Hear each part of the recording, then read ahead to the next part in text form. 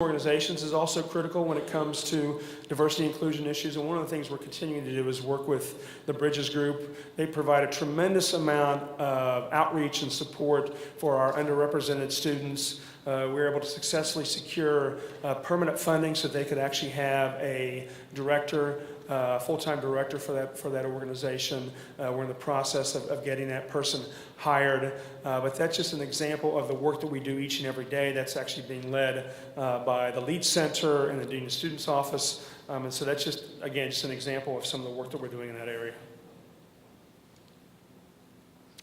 Research and discovery. So this is the fourth priority.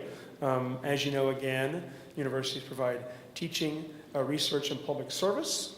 And I had a chance this summer to be a thought partner with some academic colleagues around what are called discovery experiences for the campus. This is something that Vice Chancellor Caution and the then Vice Chancellor for Research, Paul Visados, began as a project last year, really looking at the breadth of experiences that extend across campus that students participate in, whether it be study abroad, whether it be doing research with a faculty member, whether it be having a leadership role on campus, and how all those experiences can be tied together to try to provide students with as much opportunity to explore who they are, explore what skills and interests they have, and really try to expand the undergraduate experience. So this is something you'll hear more about in the near future. I think our Public Service Center is a tremendous venue, collection of services, place for these discovery experiences to begin.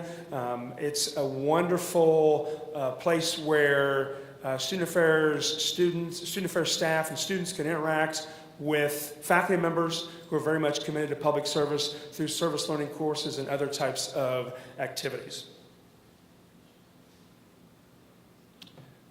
And then the last priority, which is building a sustainable financial model. We know that the campus is still encountering a difficult budget situation. In 2016, the deficit was $150 million. As of fiscal year 18, it's down to $56 million. I want to say just kudos to each and every one of you who worked at your own local level to do what you could to help us meet our budget challenges last year. We had a $10 million target for our budget correction that we need to work on, and we met that goal through revenue generation and cost reduction. We have not received our goal yet for the following year, but I'm determined that we will meet that goal as well. It's something that's really important for us in terms of providing leadership to the campus and showing that we can balance our books in a productive way. One of the things that we're doing is a review of our student service fees. So this is one area where many offices on campus get funding, and so we've got a group that met this summer that has a list of recommendations that they've presented to me that I'll be reviewing to look at how we can make sure our student service fee dollars and the processes we use for those dollars can best meet the greatest need on campus. We're also going to develop a baseline budgeting approach. This is something that Tom Lowry and his team are working on, ways that we can really look at the available dollars that we have in the division and really focus on our most critical work, really trying to use our priorities to set how we spend our budget dollars. So more coming soon from Tom in his area. And then finally, one of the things that we've developed and will continue to fine-tune are 10-year financial plans. This is something that our SSP has, the ASUC Student Union also has developed a 10-year financial plan in conversation with Claudia about a 10-year financial plan for University Health Services. This is really just a strategic tool that we can use to be able to look at things like revenues and assumptions that we have today and what that might look 10 years from now. This is something that, in my opinion, the campus has not done as good a job of, and so I want, again, student affairs to be a model in this respect, just given the size of budget dollars that we are responsible for and the number of staff that we have and the types of programs that we implement. It's important for us as a division to really have this strategic approach to how we manage our budget dollars. Okay, so that wraps up the slides. I think I'm going to be coming down now and answering some questions. So if you haven't had a chance to write your questions, please pass those to the center aisle. All right, shall we do it?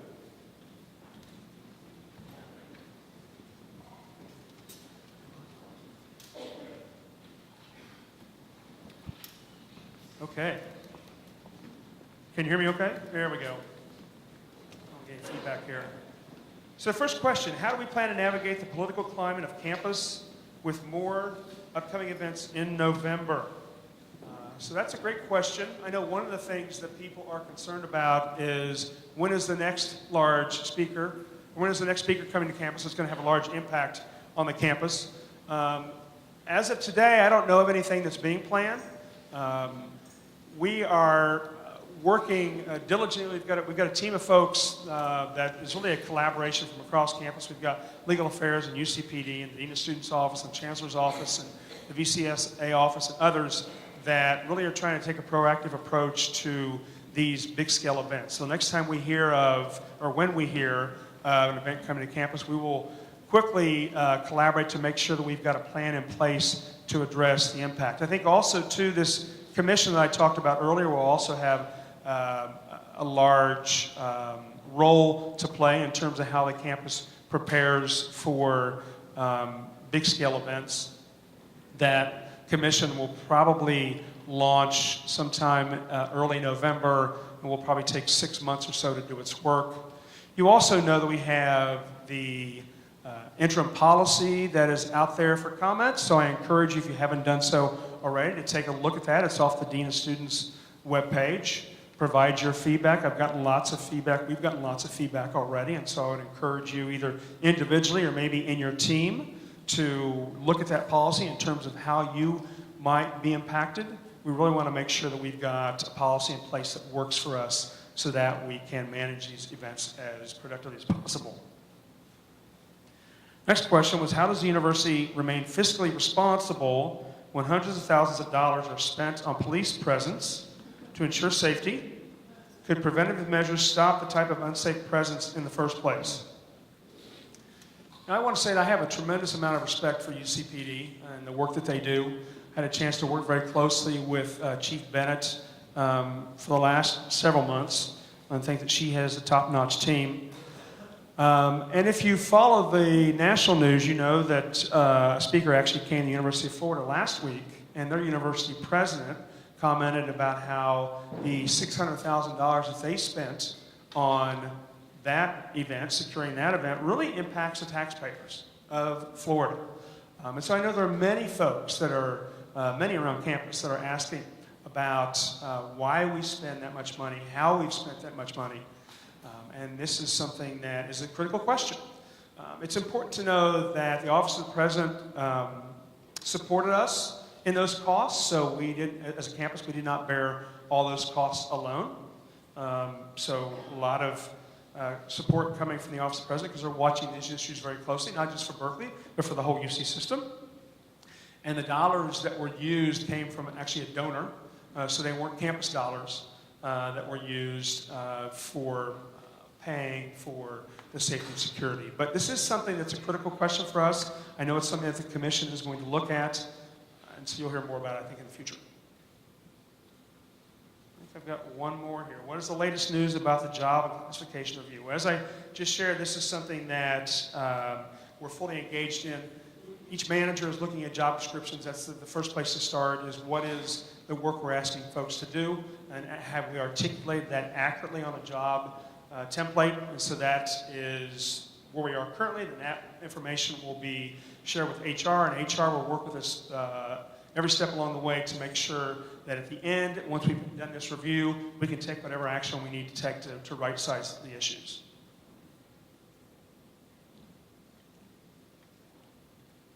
Can we put a res hall, what would it be, unit 6 or 7, where the old museum building is still sitting empty? You know, I walk by that building all the time, and I think that would make a great residence hall. But one of the challenges that we have is that there's a huge sum of money needed to seismically retrofit that building. So I think the location is a good location. I mean, we're looking at many different locations around the campus for where we might put housing. Channing Ellsworth, Smythe Fernwald, People's Park, other places. And so as we continue to engage in this strategic effort to look for where we can put student housing, I think any and every place is something that needs to be considered. But as you know, the museum is not occupied right now. It's also been looked at to focus on, or to be used for these discovery experiences I talked about earlier. So there is some thought given to how we might be able to use that facility, but there's no decision at this point in time. Take that one. What steps are in place to continue breaking down departmental silos? That's a great question. I think one of the things that we're trying to do, what I'm trying to do at the VCSA level, is really bring more critical issues for discussion and action to my leadership team. Because it has to start at the top. We need to be able to, in order to break down the silos, we each need to be able to work productively together. We need to be able to solve problems collectively and collaboratively. This is not something that is going to be easily solved. It's like many issues that we deal with because we're an organization, a large, very large organization. We have constant change in leadership. We have constant change in the players throughout the organization. So this is going to be an ongoing effort. We're never going to be able to say one day, okay, we've broken down all the silos. Because we're going to have to continue to do it time in, time out. We have to use events like this to talk about collectively what have we achieved together. Collectively, what are the issues that we need to work on together? How can we continue to work one-on-one and in teams to make sure that we can break down those silos? Some of you may have great ideas, maybe in other organizations that you've worked within for how we break down silos. So by all means, let's hear what those ideas are. Since student services is broader than student affairs, how do we ensure broader participation in the fee setting allocation process? That's a good question too. So we have, and I think what this question means, that when we talk about student services, those are things across the campus. So we have essentially, we used to say 5 divisions that provided student services, but now that a couple of those units have moved out of Vice Chancellor for Administration's portfolio, meaning Rec Sports and UHS, I think we're down to 4 divisions that have student services. Again, this really starts at the Chancellor's Cabinet level. I think the Chancellor has done a great job of really trying to bring meaty issues to the table for all the Vice Chancellors in her Cabinet to talk about. So I think part of that collaboration begins there. This committee that met this summer that I talked about earlier, they've got some very pithy and specific recommendations that they want the VCSA's office to look at in terms of how we might be able to make sure that every dollar is spent as wisely as possible. One of the things that you may be hearing in your world, which is something I'm hearing in my world, is that students are beginning to ask questions of, or like, why is it that we as students have to pay for this service? Should this service really be paid by the campus?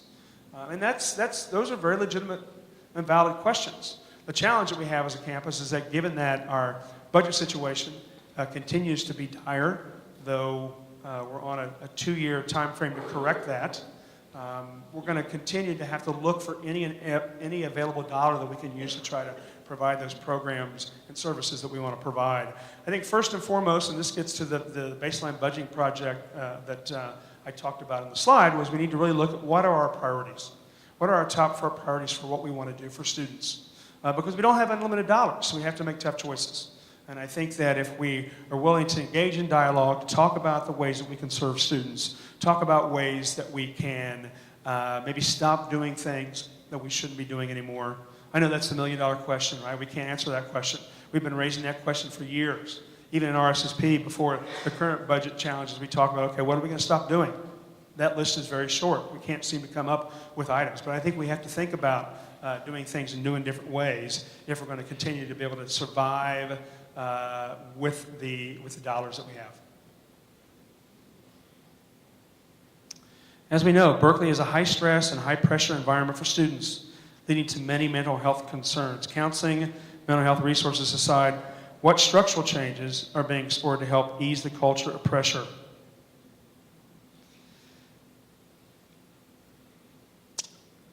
Well, I think that, and this is, and I know this issue of stress permeates the entire organization, and that people are struggling at times. I think that, first and foremost, we need to be willing to say thank you to people for the work that they do. And we try to do this on an ongoing basis. You may have come to a coffee with colleagues. If you haven't, I encourage you to come to a coffee with colleagues. We're having one next Friday over in our SSB. It's going to be a little different because next week is a different staff appreciation. It's like the fall staff appreciation week. So I think saying thank you to people. I think being flexible as much as we possibly can with each and every one of us so that we can just be understanding of when people are hitting tough times. I think trying to give people the tools so they can do their best work. I think being willing to look at the problems that we have and work collaboratively on solving those problems rather than just leaving them for somebody else to address. But of course, this issue of stress also extends to our students, and UHS has done a tremendous job of trying to increase the level of service and support for our students. We also start, again, with orientation. We first bring students here, making sure that they understand that there are resources available for them to be able to manage the stress that they have, helping them develop realistic goals for themselves so that they don't take on too much, right? I mean, we've all had those conversations with a student who comes back from Caltopia and says, hey, I joined 15 student organizations. You know, we know that that's not a healthy thing. They're not on the road to success if they do that. So we also do lots of things in the residence halls. I mean, I think we have lots of early warning programs in place. And there are a lot of things that happen on campus too. I mean, one of the things I've most enjoyed about being in this interim role is learning more about what happens on campus. One of the things that Oscar didn't talk about is the prep program in the College of Engineering. And they also have something called T-Prep. T-Prep is for transfer students. Prep program is for students who have designated engineering as their major and been admitted into the engineering program. And so they bring them here to campus for a couple of weeks before the Golden Bear orientation to make sure that they have the tools that they need so they can succeed as students. There are a lot of things like that that happen on campus that I think we can just focus on and try to integrate to make sure that we're just aware of how we can support our students. How does Student Affairs or UC Berkeley plan to retain staff as the cost of living in the Bay Area continues to increase housing? Yeah, this is a tough challenge. One of the things that I hear oftentimes in the role that I'm in is recruitment of faculty and trying to bring faculty to the Bay Area and how challenging it is in terms of just the cost of living. Well, that obviously extends to staff as well. I think the comp and classification process is a place to start for us in terms of making sure that we feel good about how folks are being compensated and that we're being fair for folks.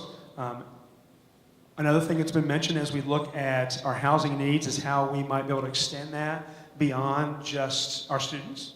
I mean, we have many populations that we need to provide housing for, not only just undergraduate students, but graduate students. We only currently house about 9% of our graduate students, the lowest in the UC system, which has to change. But also having potential housing for faculty and staff, as well as postdocs. So there are a lot of different populations. And I think also too, in student affairs, it's important for us to think about just the culture that we promote, because I think the culture that we promote is really important. I know for myself, I didn't enter into working in university or even working in student affairs because I had the desire to make millions of dollars. But this is something that many of us can't bring. What we bring to our work is a commitment to serving students, a commitment to social justice, and that's why we're here. So I think reminding ourselves of that, focusing on that is going to be really critical. Excuse me. The questions are getting longer, it looks like. How do we support students who are severely stressed because of challenges navigating financial aid? They have to choose between attending class and waiting 3 hours at Sprout Hall to find out if they are able to stay enrolled at Cal or not. So I want to give a shout out to Cruz. Where's Cruz? She's here somewhere. Yeah.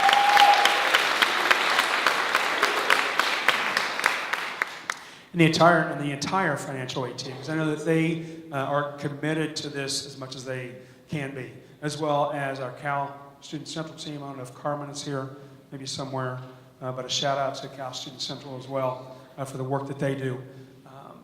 Cruz actually came to I have an advisory board of about 25 students, and so she came last week to meet with that group, talk directly with them about their concerns, hear their ideas. And so I think we need to continue to be nimble as an organization as much as we possibly can be to serve students.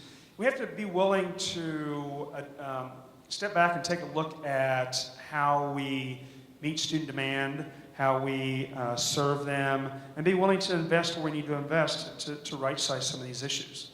One of the things that's really important to me, just personally, is the level of service that we provide for our students.